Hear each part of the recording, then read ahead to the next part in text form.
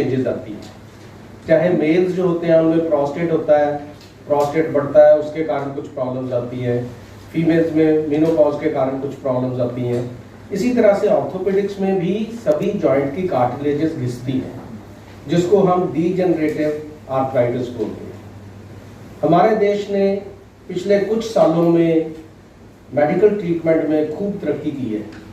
आज से 30-40 साल पहले जब भी कोई किसी को प्रॉब्लम हो जाती थी, जिसके पास पैसा होता था या तो वो बहुत सोचता था कि मैं फॉरेन में इलाज करा के आऊँ, या फिर वो डिसेबल्ड रहता था। तो अब जो है हमारे पास हर तरह का ट्रीटमेंट अवेलेबल है। तो सबसे पहले जो डीजनरेटिव आर्थराइटिस होता था, सबसे कॉमन नी में होता है। घुटनों का दर्द आपने सुना होगा कि बुजुर्गों में अक्सर हो जाता है, और उसमें टोटल नी रिप्लेसमेंट एक बहुत ही बड़ा एक ट्रीटमेंट का मेथड था जो कि बहुत राहत देता। लेकिन फिर ये देखा गया कि टोटल नी रिप्लेसमेंट के कुछ पेशेंट्स होते थे, 30-40% पेशेंट्स होते थे जो ये कहते थे कि मैंने ऐसे ही करा लिया ऑपरेशन, वो सेटिस्फाइड नहीं होते थे। क्योंकि जो आपका ओरिजिनल नी है वो अगर हम उसको बचा पाए तो ओरिजिनल नी इज ओरिजिनल नी। जैसे दांत है, लोग पहले दांत निकाल के आर्टिफिशियल दांत लगाते थे, लेकिन आजकल रूट कनाल ट्रीटमेंट करके आपका ओरिजिनल दांत बचाते हैं जब तक बच सके। इसी तरह से नी में भी है। तो आज हम बात ये करेंगे कि कहीं पे जहाँ पे हमें टोटल नी रिप्लेसमेंट की जरूरत है तो टोटल नी करना चाहिए, यहाँ पे अगर हम नी बचा सकते हैं तो नी बचाना चाहिए। एक ही ट्रीटमेंट जो है उससे जो है हम सब सारे मरीजों का इलाज नहीं कर सकते। आज हमारे बीच में वीना गोयल जी हैं जो सिरसा की रहने वाली हैं। इनके दोनों घुटनों में पेन था और ये प्रॉपरली चल भी नहीं पा रहे थे। तो शी इज 56 ईयर्स ओल्ड। तो एक नी में तो इनके 3 साल से दर्द था लेफ्ट नी में, और राइट नी में 5 महीने से दर्द था। और राइट नी में कभी कभी इनको ऐसा भी लगता था कि नी अड़ता है। तो ग्रेजुअली ये काफ़ी इनका बढ़ गया था।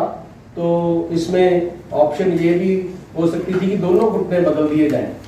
लेकिन हमारी कोशिश रहती है कि हम जो घुटना बच सकता है उसको बचाएं। आज का मेडिकल ट्रीटमेंट ये करता है।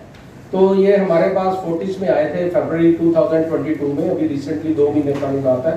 तो वहाँ पे हमारी टीम ने इनको जब देखा तो हमने ये डिसाइड किया कि लेफ्ट नी इनका काफ़ी खराब था जो पहले से था, तो उसमें तो रिप्लेसमेंट कर दी, लेकिन राइट नी को हम बचाने की कोशिश करेंगे। हमने इनसे डिस्कस किया तो ये एग्री कर गए कि हम इसको बचाने की कोशिश करते हैं।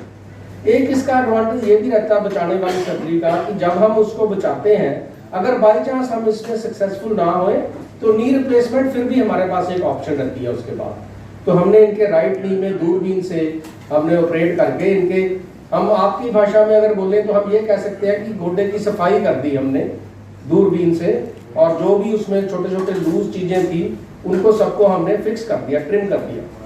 तो ये इनका एक्सरे है जो ऑपरेशन से पहले था। अगर आप देखो कि लेफ्ट नी में इनकी स्पेस बिल्कुल खत्म है ऑलमोस्ट, बल्कि राइट नी थोड़ा बेटर है। सिम्टम्स इनके दोनों नी में थे।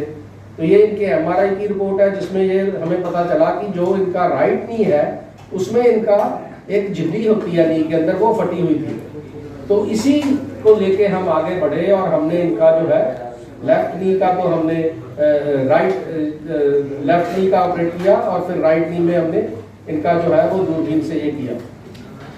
तो ये सर्जरी के नाम है जो हमने क्या क्या किया उसमें, पार्शियल मेनिस्केक्टमी की, डिब्राइडमेंट की, कॉन्ड्रोप्लास्टी की, ये मेडिकल टर्म्स हैं जो हमने सब किया, और अल्टीमेटली जो है इनका नी हम बचा पाए।